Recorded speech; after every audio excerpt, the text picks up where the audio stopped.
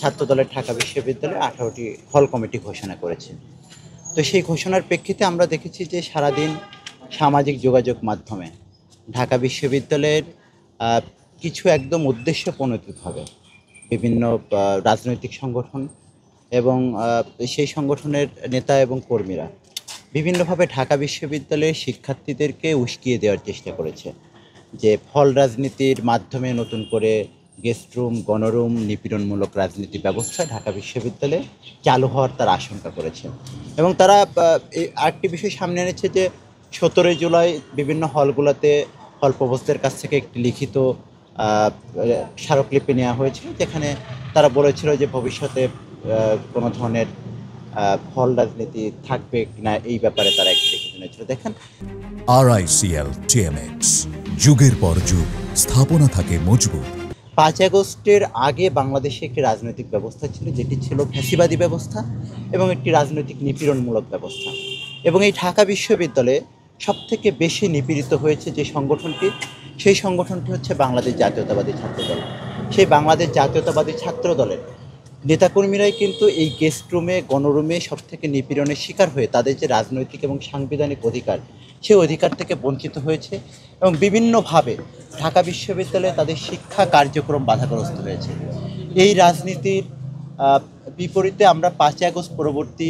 সময়ে আমরা মনে করেছিলাম যে ঢাকা বিশ্ববিদ্যালয়ে প্রত্যেকটা শিক্ষার্থী অতীতের যে গেস্ট রুম, গণরুম এবং যে নিপীড়নমূলক রাজনীতি,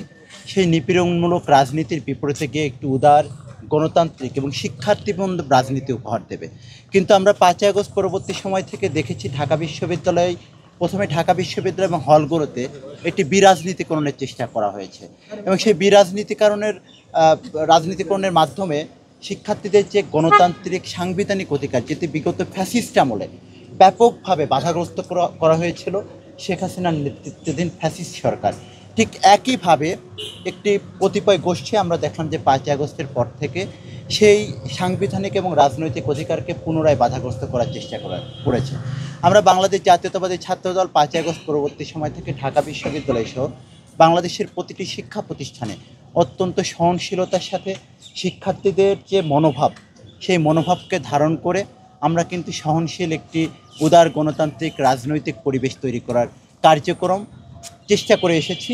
যাতে আমাদের সংগঠন দ্বারা কোনো শিক্ষার্থী আক্রান্ত না হয়। এবং আরেকটি বিষয়, আমরা বিশ্ববিদ্যালয়ে 5 আগস্ট পরবর্তী সময়ে ঢাকা বিশ্ববিদ্যালয় প্রশাসনের সাথে আমাদের সাথে যখন আলাপ আলোচনা হয়েছে, তখন ঢাকা বিশ্ববিদ্যালয় প্রশাসনকে আমরা অবগত করেছিলাম যে দেখেন, বাংলাদেশের এই ঢাকা বিশ্ববিদ্যালয়ে 5 আগস্টের পূর্বে সময়ে বিগত 17 বছর ধরে যে আন্দোলন আমরা করে এসেছি, সেই আন্দোলনটাই ছিল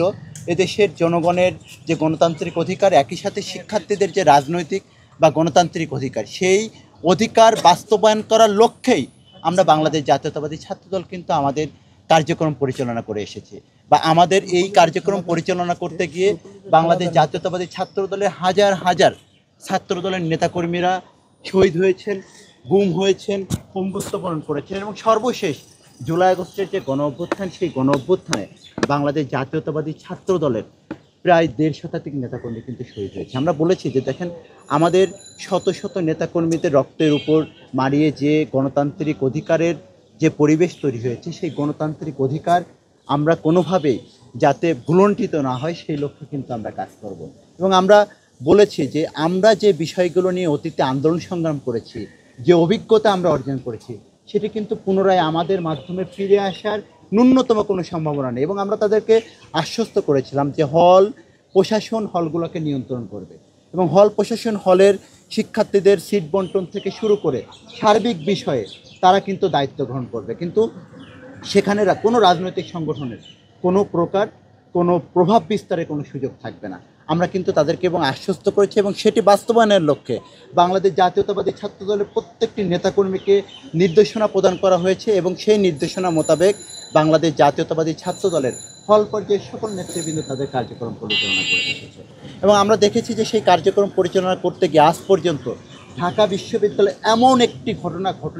ঘটেনি যেটি নিয়ে কেউ বাংলাদেশ জাতীয়তাবাদী ছাত্রদলকে প্রশ্নবিদ্ধ করতে পারবে। এখন এই যে বাংলাদেশ জাতীয়তাবাদী ছাত্রদলের যে ইতিবাচক রাজনীতি, শিক্ষার্থীদের মনোভাবকে ধারণ করে যে রাজনীতি, এবং দিনে দিনে তারা যে শিক্ষার্থীদের মধ্যে এই 5 আগস্টের পরবর্তী সময় থেকে আমরা আরেকটি বিষয় লক্ষ্য করেছি, ছাত্রদলকে